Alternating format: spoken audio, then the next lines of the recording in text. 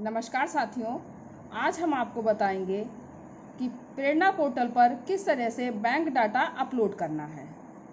तो सबसे पहले हम मिशन प्रेरणा की साइट पर जाकर साइट को ओपन करेंगे और फिर ये टीचर लॉगिन पर क्लिक करेंगे। टीचर लॉगिन पर क्लिक करने के बाद ये पेज हमारे सामने ओपन होकर आ जाएगा।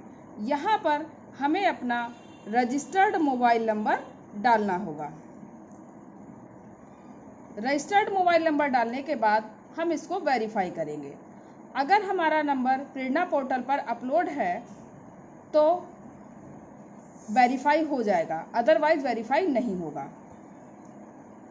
ये हमने इसको वेरीफाई करा तो सेंड ओटीपी का ऑप्शन आ गया। अब हम इसको सेंड ओटीपी पर क्लिक करेंगे तो हमारे रजिस्टर्ड नंबर पर एक 4 अंकों का ओटीपी आएगा। उस ओटीपी को हमें यहाँ डालकर इसको लॉगिन करना है।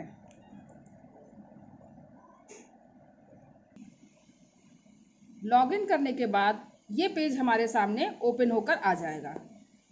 तो इसमें सबसे पहले हम अप्रैल से जून खाद्यान्न और धनराशि का विवरण इस पर क्लिक करेंगे।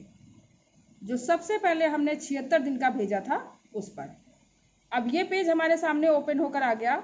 इसमें हमारे स्टेट, हमारे ब्लॉक, हमारे डिस्ट्रिक्ट, हमारे स्कूल सभी का नाम ऑटो फिल होगा। हमें केवल सेशन को चूज करना है और सेशन के बाद क्लास को चूज करना है। ये हमने क्लास 8 को चूज किया है। अब हम इसको सर्च करेंगे।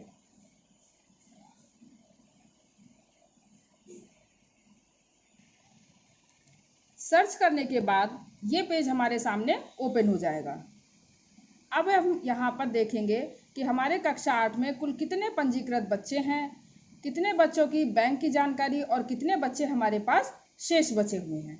अब यहाँ से हम ये डाउनलोड एक्सेल फॉर्मेट, इस एक्सेल सीट को डाउनलोड कर लेंगे। अब ये हमारे कक्षा 8 के बच्चों की एक्सेल सीट डाउनलोड हो गई। अब हमें इसमें केवल मॉडिफाई करना है, जो एडिटिंग करनी है वो करना है। बच्चों के नाम पहले तो देख लेने हैं एसआर रजिस्टर से कि किसी बच्चे का नाम गलत तो नहीं है। उनके पिता का नाम, उनकी माता का नाम, उनका एसआर नंबर, स्टूडेंट की डेट ऑफ बर्थ, ये सब देख लेना है। फिर स्टूडेंट का आधार, माता पिता का आधार, उनके गांव का address, pin code, bank IFC, bank account detail, ये सब फिल करना है। आधार में अगर बच्चे का आधार नहीं है तो हमें उस कॉलम में 1 लिखना है, और अगर माता या पिता जिनके कि हम बैंक अकाउंट डिटेल फिल कर रहे हैं, अगर उनका आधार नहीं है तो हमें 2 लिखना है। बच्चे और माता पिता इनमें से किसी का आधार नहीं है तो हमें 3 लिखना है, और बच्चे और माता पिता अगर सभी का आधार हमने फिल करा है एक्सेल सीट पर तो हमें 4 लिखना है।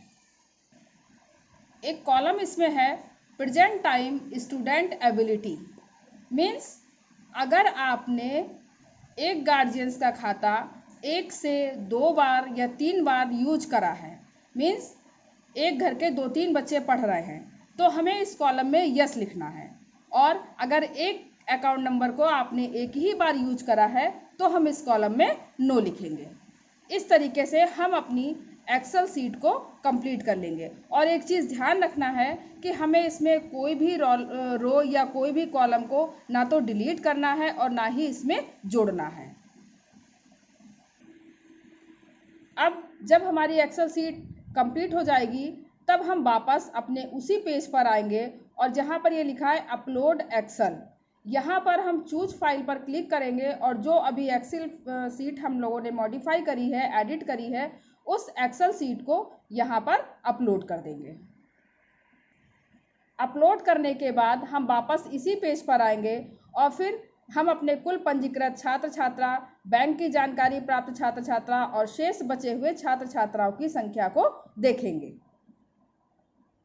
कि अगर हमारे पास 70 बच्चों में 60 बच्चों की बैंक खाता डिटेल है तो यहाँ पर 60 और जो बचे हुए 10 हैं वो इस कॉलम में आ जाएंगे। अगर सभी का है तो इसमें भी 70 और बैंक की जानकारी वाले कॉलम में भी 70 और शेष बचे हुए कॉलम में 0। इस तरीके से हम अपना जो बैंक डिटेल है बच्चों की वो हम फिल कर सकते हैं। धन्यवाद।